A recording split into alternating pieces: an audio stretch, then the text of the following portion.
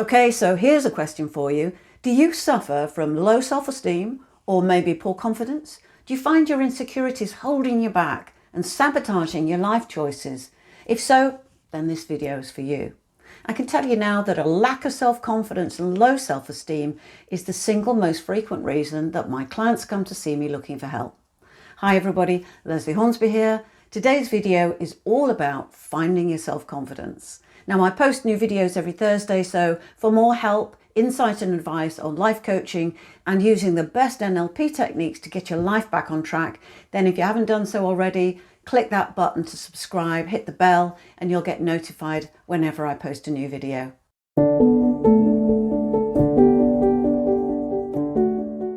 Okay, so I think it's fair to say that even the most confident of us have at some point in our lives suffered moments of self-doubt and poor confidence. And I can tell you now that I'm absolutely not an exception to that rule.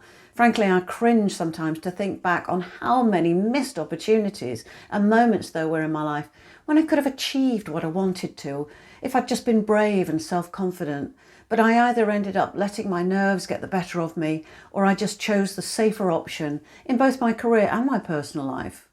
And you know, in retrospect, it just makes me so sad because I know my life could have taken a very different path if I just got to grips with that self-doubt and fear of failure a lot sooner.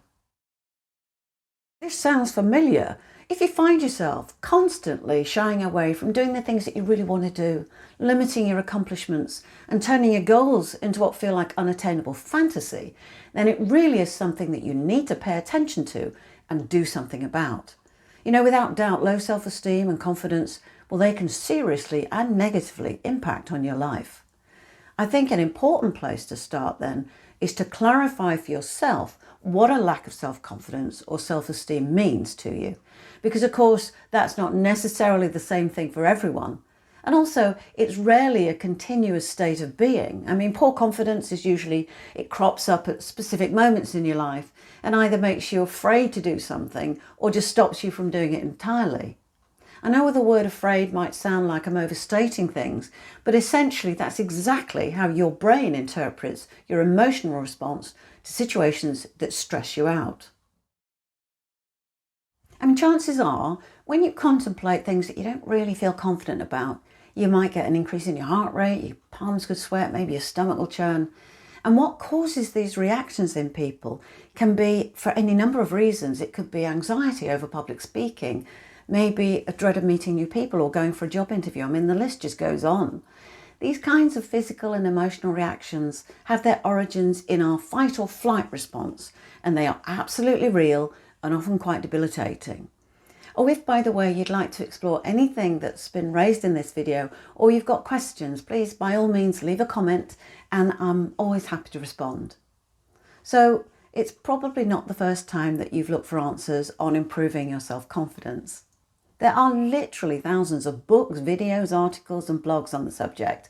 But when I was looking for answers myself, I often found that the advice and the proposed solutions were in many cases ultimately ineffective.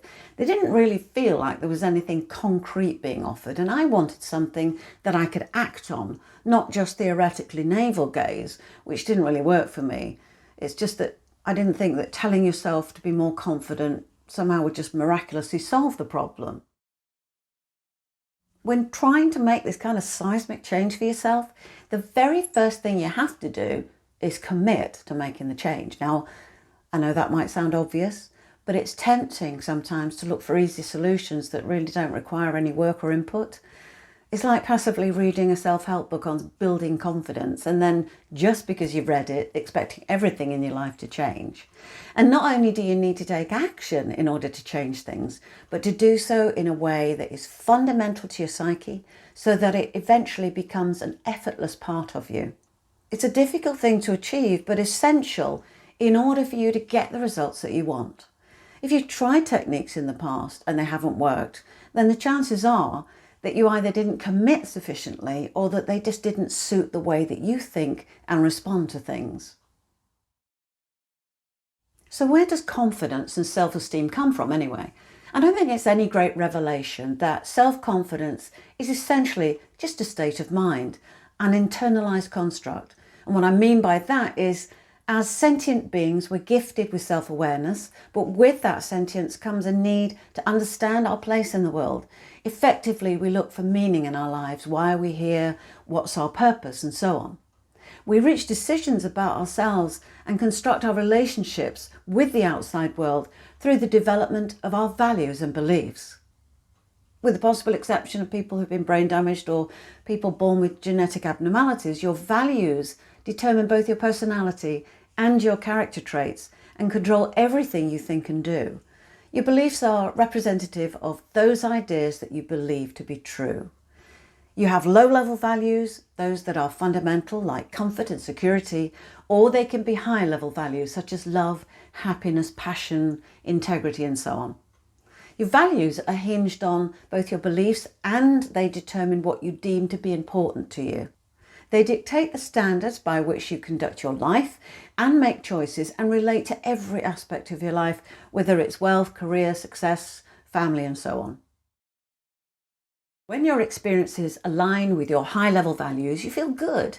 And when your behaviour reflects those values and your sense of self, it feeds into your self-esteem and confidence. So what does that look like exactly? Well, let's say, for instance, you value integrity. When you behave with integrity, you are living and interacting with others in a way that holds significant importance to you and reflects and aligns with those values. For example, you notice a wallet on the pavement which is visibly full of cash. There's no sign of the owner. You pick it up. At that moment, what you do next is down to your values and beliefs. If you're someone who values integrity, honesty, and so on, you'll do something like hand it in to the nearest police station. In this way, your actions are aligned with one of your highest values, and this in turn leads to a sense of well-being and satisfaction. More fundamentally, if you regard that value as part of your identity, then by aligning your behaviour and living that value, you're generating high self-esteem. Self-esteem is literally how you feel about yourself. If you value integrity and you behave with integrity and you believe your integrity is fundamental to who you are, then of course you're going to feel good about yourself, feel confident about the things that you do. Of course, the buzz of doing the right thing will come and go. Not every moment of your life will present you with the opportunity to demonstrate your integrity in such an overt way. And that's when your confidence can dwindle. The key to sustained self-confidence and self-esteem is when you believe you are your values. By believing they are certain and solid qualities that are integral to your identity, well, that helps to support lasting self-esteem and confidence. Another thing to consider is when low confidence is preventing you from accomplishing some goal that you've set your sights on. It's useful to then look at the goal itself and consider it in relation to your values, especially the really high-level ones. Then ask yourself, how certain am I that my values are also personal qualities? So what do I mean by that? Well, let's say you value love and your goal is you'd like to find more love in your life. Take a moment and reflect on questions such as, am I a loving person or am I lovable? Be honest with yourself, and if you find yourself hesitating or thinking, yeah, I suppose so, that kind of response clearly lacks certainty. This uncertainty is going to undermine you achieving your goal. You want to be able to say yes to having these qualities with the same certainty as you would, say, in confirming your name. Now, this is where there are a number of NLP strategies that you can apply to help you achieve your goal. One technique, for example, is called belief pattern change, and another, the self-concept model. Now, I'll be talking about both those things in more detail in another video, but for now I'm going to give you a brief explanation of them. The belief change pattern is where you essentially weaken a belief, usually a limiting belief, which means that it has a negation in it, such as I can't do this or this is impossible. Now, you can see how that kind of belief will limit you. With the help of a life coach, you learn to weaken the belief so you begin to doubt it and become uncertain. And then your coach encourages you to build a new belief in its place. Sometimes the situation is not about a limiting belief, but just that you don't have a positive belief about something. Maybe you'll recognize this example. Let's say you tell someone, oh, you really are a very kind person, and their response is almost absent, as if they haven't even registered what you've said.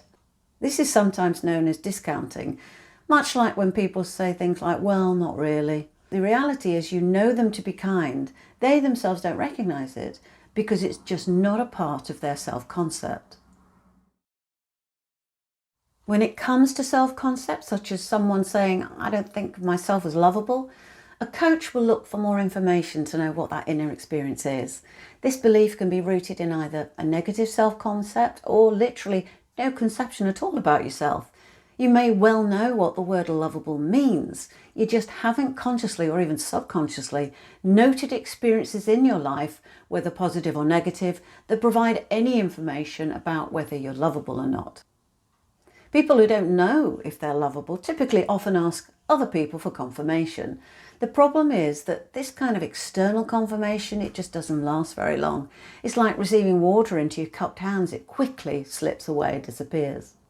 The result is that they are then driven to repeatedly solicit assurance about it, which tends to result in them being labelled insecure, needy or dependent.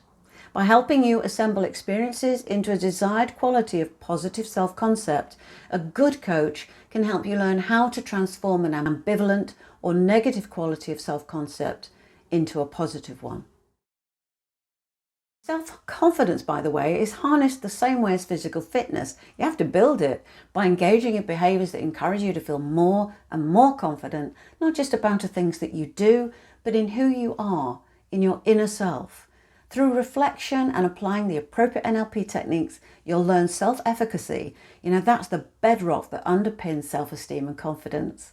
It simply means believing you're good at what you do. Building self-confidence begins by thinking through clearly who and what you are, and then taking the right action. I really hope you've enjoyed today's video and it's given you some insights into how you can build your self-confidence and how NLP can come to the rescue. Just hit subscribe to join me again next time for more help and advice on living your best life. Thank you so much for listening, and for now, take care and see you soon.